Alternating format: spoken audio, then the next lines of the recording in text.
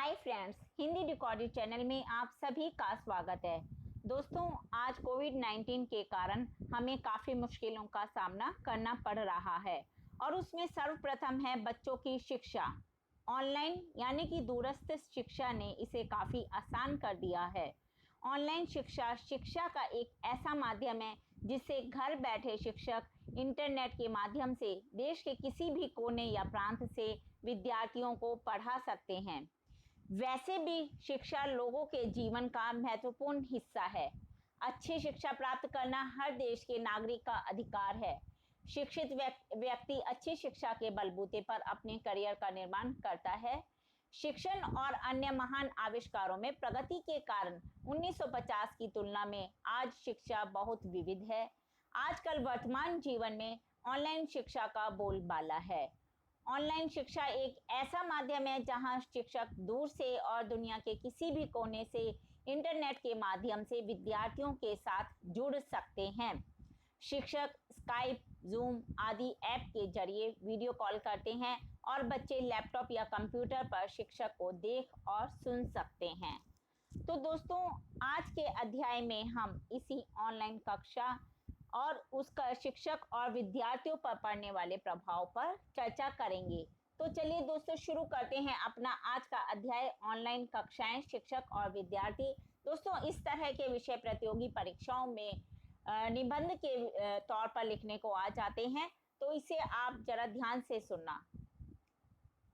Corona virus के संक्रमण के कारण दोस्तों, जैसा कि हम सभी जानते हैं कि मार्च से ही स्कूल बंद कर दिए गए हैं और अभी कोई ऐसी जानकारी भी नहीं है कि स्कूल कब से खुलेंगे और नया कोर्स कब शुरू हो पाएगा।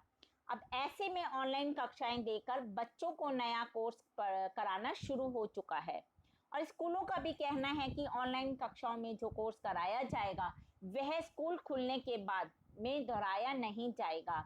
अब इन कक्षाओं में बच्चों का स्कूल की तरह ही टाइम टेबल बनाया गया है। बच्चों की कक्षाएं सुबह 8:30 और या 9 बजे से शुरू हो जाती हैं और फिर 4 या 5 घंटे तक जो चलती हैं। हर विषय की कक्षा 40-45 मिनट तक चलती हैं और हर कक्षा के बाद 10 या 15 मिनट का ब्रेक भी दिया जाता है। विद्यार्थी ये कक्षाएं मोबाइल, लैपटॉप पर वीडियो कॉल के जरिए ले रहे हैं। दोस्तों, हम अब जानते हैं कि ऑनलाइन क्लासेस आम क्लासेस से कितनी अलग होती हैं।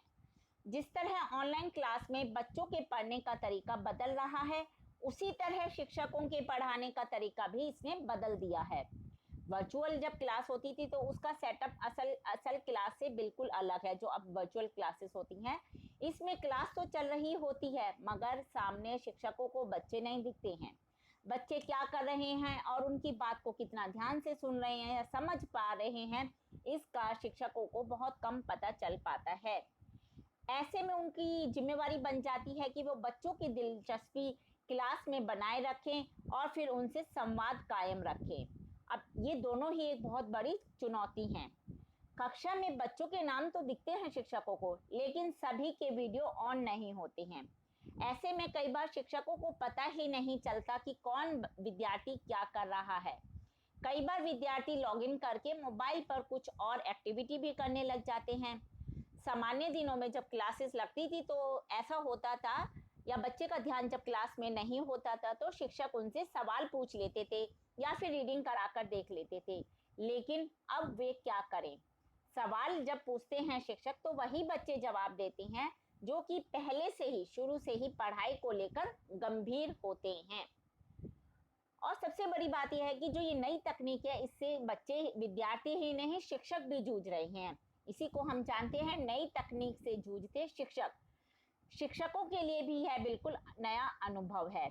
कुछ शिक्षक तकनीक को लेकर इतने सहज नहीं हैं और अब उनका सारा काम ही तकनीक पर आधारित हो गया है। बार बार ऐप भी बदल रहे हैं, पहले जूम, फिर गूगल और अब दिल्ली सरकार ने तो यूट्यूब पर क्लास के लिए भी कहा है। ऐसे में शिक्षकों को पहले इसे खुद समझना होता है और फिर विद्यार्थियों को समझाना होता है। कुछ सरकारी स्कूलों के शिक्षक इन सब में सामंजस्य बैठाने की कोशिश भी कर रहे हैं, परंतु तकनीक और बच्चों से इंटरेक्शन को लेकर जितना शिक्षकों का संघर्ष है उतना ही बच्चों का भी है। कई बार विद्यार्थियों के माता पिता को फोन पर समझाना होता है कि ऑनलाइन कक्षा के लिए ऐप ऐसे काम करेगा या कैसे काम करेगा। अभी कुछ शिक्षकों को ट्रेनिंग की भी जरूरत हो सकती है, इसलिए ऐसा लगता है कि शिक्षकों को भी सीखने का समय और मौका मिल जाए तो बहुत अच्छा रहे। कई जगह ऑनलाइन कक्षाएं कक्षा रूम तक सीमित ना रहकर महिला शिक्षकों की निजी जिंदगी तक भी पहुंच गई है। कैसे? बच्चों या उनके माता पिता तक सूचनाएं पहुंचाने के लिए शिक्षकों ने अलग अलग कक्षाओं के व्हाट्सएप ग्रुप बनाए हुए हैं, लेकिन जिस मोबाइल से बच्चे कक्षा लेते हैं कई बार वे उनके माता या पिता का होता है, और इसी कारण से जो शिक्षकों का नंबर है वो घर वालों के पास भी पहुंच रहा है। कई बार शिक्षकों को रात को देर रात तक मैसेज आते हैं, सो जाओ जैसे। ऐसे में शिक्षकों को खास तौर पर महिला शिक्षकों को ये डर भी रहता है कि उनके नंबर का आगे क्या इस्तेमाल होगा।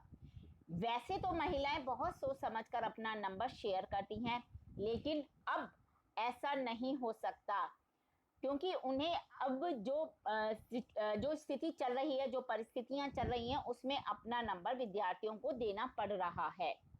इसके साथ ही शिक्षकों का काम अब सिर्फ पढ़ाने तक सीमित नहीं रह गया है, बल्कि हर बच्चे को कक्षा में बुलाना और फिर उनसे एक्टिविटी कराना भी शिक्षकों का ही काम है।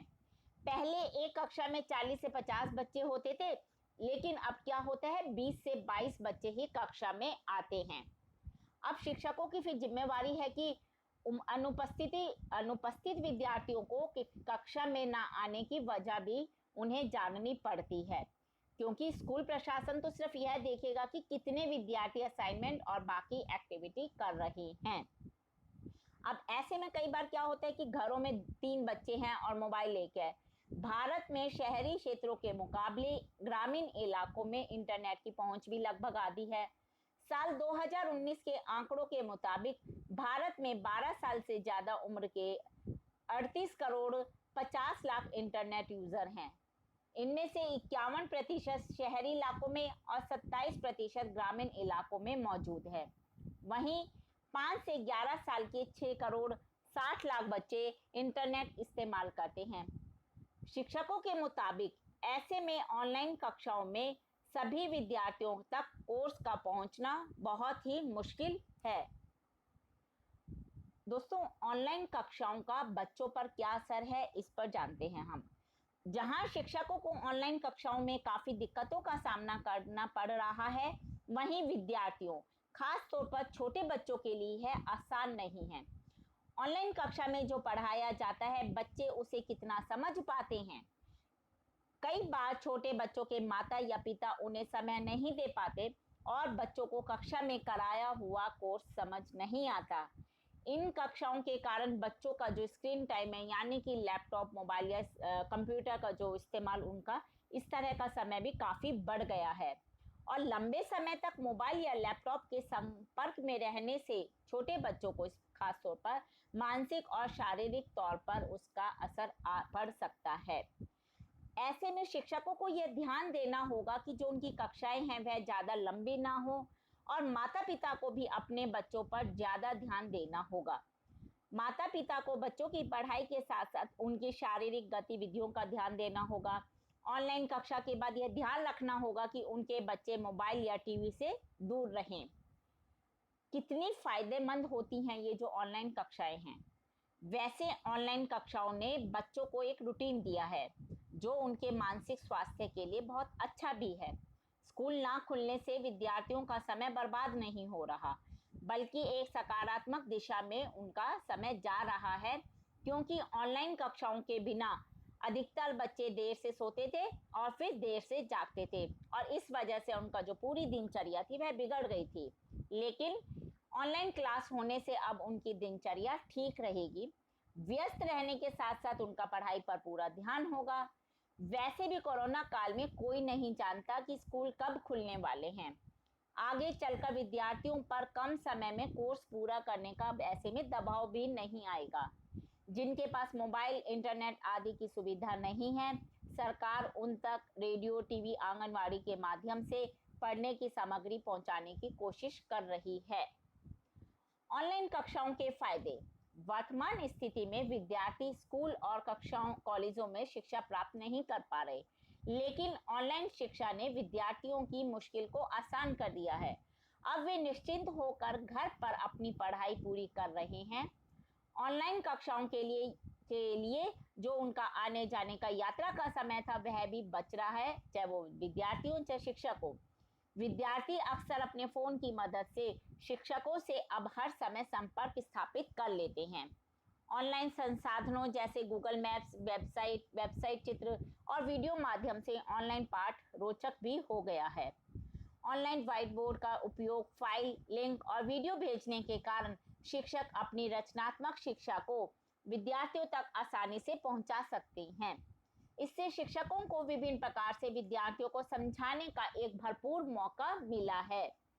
वैसे भी किसी भी वैश्विक स्थान और किसी भी समय पर ऑनलाइन पाठ पढ़ाया जा सकता है या पढ़ा जा सकता है।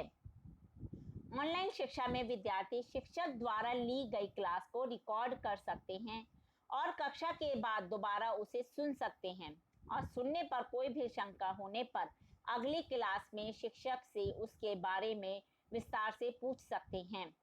ऑनलाइन के लिए शिक्षकों ने कुछ कार्यक्रमों को फ्लैश कार्ड और गेम जैसे भी बनाया है, जो विद्यार्थियों को सीखने के अनुभव को बढ़ाता है।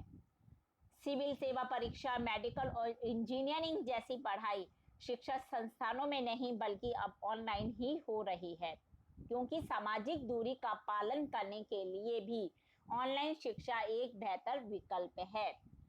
कुछ विद्यार्थी जो ग्रामीण परिवारों से जुड़े हुए हैं, जहां ऑनलाइन शिक्षा का प्रचलन नहीं है या फिर उनके पास कंप्यूटर और इंटरनेट इत्यादि की सुविधा नहीं है, और कुछ परिवारों में इंटरनेट का खर्चा उठाने की हिम्मत भी नहीं है, वहां विद्यार्थियों को बहुत सी मुश्किलों का सामना करना पड़ रहा है।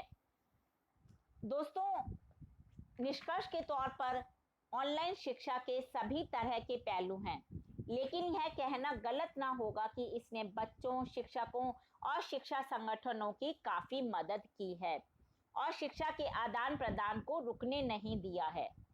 प्रौद्योगिकी ने इतनी उन्नति कर ली है कि हम घर से और दुनिया के किसी भी कोने में बैठकर इंटरनेट के माध्यम से ऑनलाइन शिक्षा आसानी से प्राप्त कर सकते हैं। तो दोस्तों, कोरोना काल कब खत्म होगा, कब स्कूल कॉलेज खुलेंगे, कब बच्चे उसी तरह से पहले के जैसे स्कूल जा पाएंगे, यह सब कहना किसी के लिए भी आसान नहीं है। यह एक अभी मुश्किल का वक्त है, लेकिन इस मुश्किल भरे वक्त में ऑनलाइन शिक्षा ने विद्यार्थियों को अपनी पढ़ाई जारी रखने का एक संपूर्ण एक अच्छा मौका दिया है। और यदि विद्यार्थी चाहे इस शिक्षा ऑनलाइन क्लासेस के माध्यम से अपने कोर्स को पूरा कर सकते हैं और घर बैठे बैठे अपना सारा सिलेबस पूरा आसानी से कर सकते हैं और आगे की तैयारी भी कर सकते हैं। दोस्तों, इस तरह के विषय आप किसी भी रूप में आपको आ सकते हैं, अनुच्छेद के रूप में, निबंध के रूप में, उसमें आपके ये सब प्रतियोगी परीक्षाओं में काफ़ी काम आते हैं।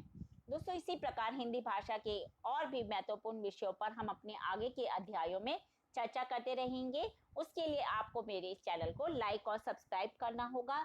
धन्यवाद दोस्तों, आपका दिन शुभ हो।